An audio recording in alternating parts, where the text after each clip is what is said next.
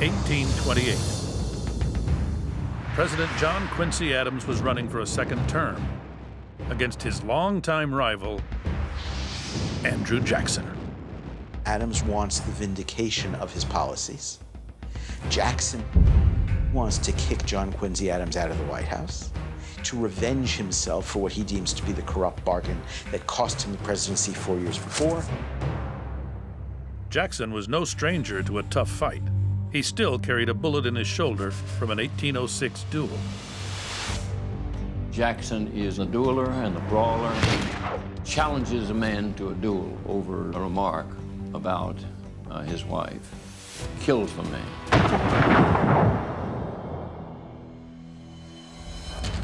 Jackson was not reluctant to sling mud, and neither was Adams. The press thrived on the salacious copy. There were around 850 newspapers published in the young country, one per 13,000 people versus one per 24,000 people today. These newspapers circulate through the mails. People read them in taverns. They read them in coffee houses. Someone sees a guy in the corner reading a newspaper and says, "Would you read aloud what it says about the candidates for the presidency?" And people start arguing about whether they like Jackson or they like Adams. The idea that the press was supposed to be objective, by and large, didn't exist. I mean, the parallel today is why people watch Fox or MSNBC. People watch cable news to be reinforced in their pre-existing views. It was very much the case in the 19th century. The Jackson campaign said that John Quincy Adams, when he was American minister to Russia, pimped an American woman to the Tsar. Jackson is called a bigamist, an adulterer, a cockfighter, a gambler. There is no demeaning term in the American political vocabulary that is not heaped on him. The rematch drew more than 1 million men to the polls. When the results came in, Jackson won easily, taking 178 electoral votes out of 261. Adams only managed to hold New England and 3 other states. The era of Jackson is the era when democracy becomes a great virtue, a great goal, and Jackson becomes president because he seems to symbolize the possibilities of democracy. Jackson's one of 2 or 3 presidents who's entitled to have his own age. A man who came into office with an enormous expansion in the electorate. Now, the number of people who voted in 1828 more than tripled over 4 years earlier. Andrew Jackson invented the politics of us versus them. If there was any remaining doubt about Jackson's credentials as a man of the people, the inauguration put them to rest. Thousands of common folk, farmers, laborers, both black and white, stormed the White House for a glimpse of the man they'd made the 7th president. He hosts this reception at which thousands and thousands of people come, and they overrun the White House. They destroy the furniture, they tear down the drapes, they break the windows, and people who remembered George Washington, who remembered Thomas Jefferson, they were aghast. What is this country coming to? He put a stamp on the next generation. Aspiring politicians in his party would say, "I'm like Andrew Jackson," just as political figures today, they say, "I'm like Ronald Reagan," if they're aspiring to be the Republican nominee. Jackson not only had a new vision for the presidency, he had one for the White House, too. He added a north portico, a driveway appropriately shaped like a horseshoe, gas lighting, even running water via faucets on each floor.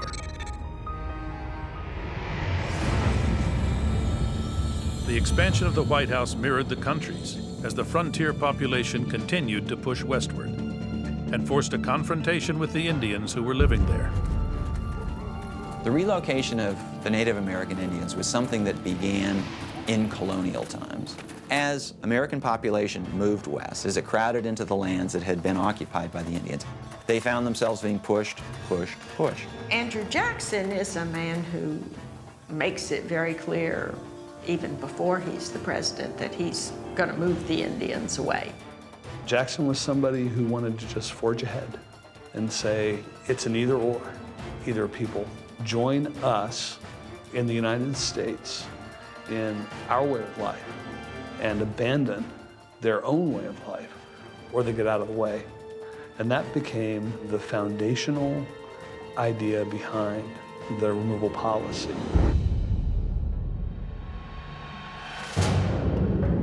Big voices in Congress voiced outrage over Jackson's proposal. His rival, Henry Clay, Senator Daniel Webster from Massachusetts, and Tennessee Congressman Davy Crockett.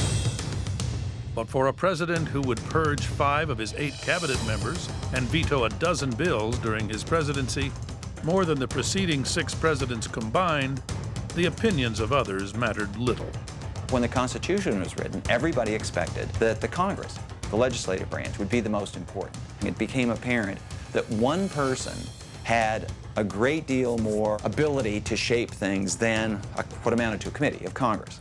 And presidents, but especially Andrew Jackson, Abraham Lincoln, they began to seize power away from Congress.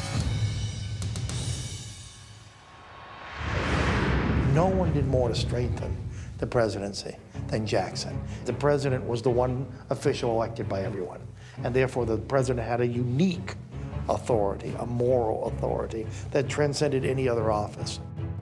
Jackson rallied public support, pushing for newspaper articles and op-eds supporting Indian removal, leaving Congress no choice but to fall in line. It would become formal policy under Andrew Jackson. It would be etched into law by Congress at the Indian Removal Act of 1830. Congress passes with the assumption that the military would be adequately funded to help transport these Indians to the West. Unfortunately, in later years, that funding would not come about and would lead to severe deprivation.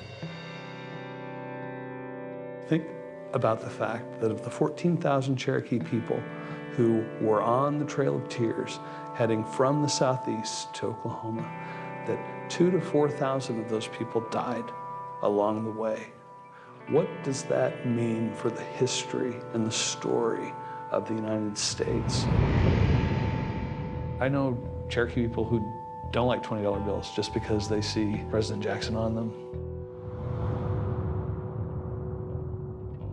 Most Americans condoned or tolerated Jackson's policy in the name of gaining new territory.